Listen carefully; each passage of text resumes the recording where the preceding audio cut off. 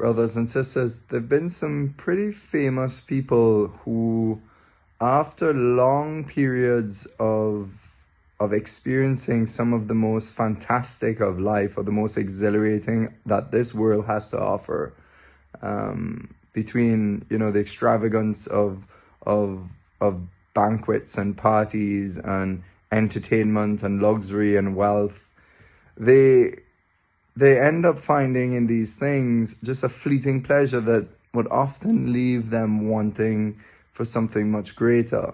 I suppose these things could act like signs towards a more eternal banquet, a more eternal celebration of love, a more eternal celebration of joy.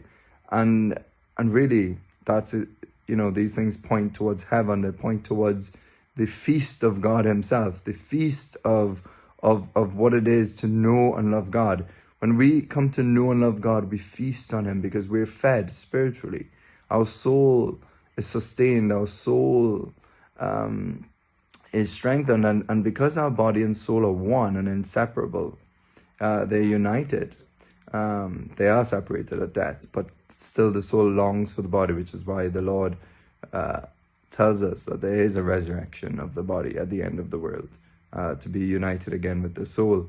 But the soul, then, when his soul is strengthened and find delight in the wisdom and love of God, it overflows in the body. I mean, we just seen some of the saints. We see, for example, some saints or people who have been in profound adoration and prayer with God, and literally light pours out of them. St. John of the Cross was often seen as light coming off of him in the presence of the Eucharist, in the presence of the Lord. St. Charbel, the same, who would be seen, his soul so united to God in prayer that he often would be seen levitating off of the ground. And, there was even in the last, maybe I think 20 years ago, there was a group of sisters I read once that in Hawaii, and this sister was dying, and she so loved Jesus, she asked God special privilege to have the tabernacle in her room when she was dying. And at one moment she jolted up in the bed, and the sisters all saw this light, like a light emanating from her, and her face radiant.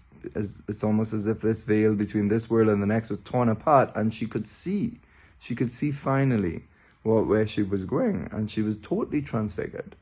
And so, coming back, I would like to speak about two people who are, like I said, who had engaged with much of the pleasures and pleasantries this world had to offer, and still would find, particularly in the Eucharistic heart of Christ, the source of a joy and a peace that surpassed what the world can give.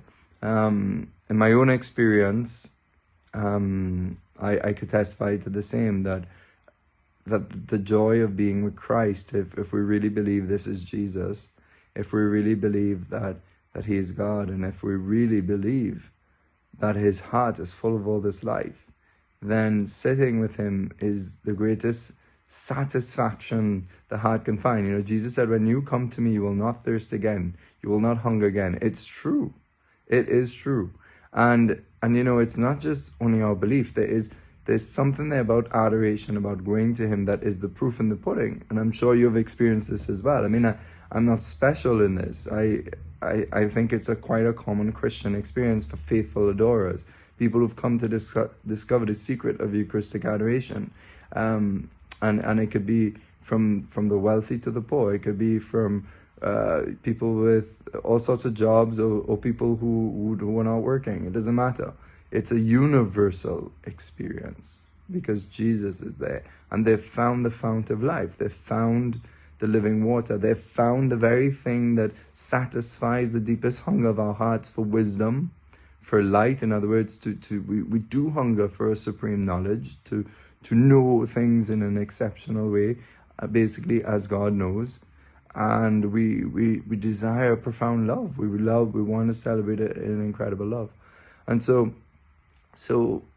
the Eucharist, if we learn how to go and visit the tabernacle or go to an exposition chapel, it transforms our life. Our lives are never the same, but we do have to have this radical commitment of going.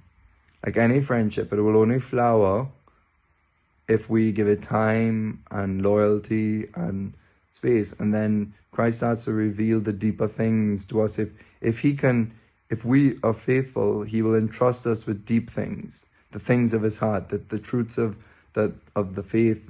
He will entrust us with more light, more love. And this is proper because this is just the law of friendship that God respects because he created it.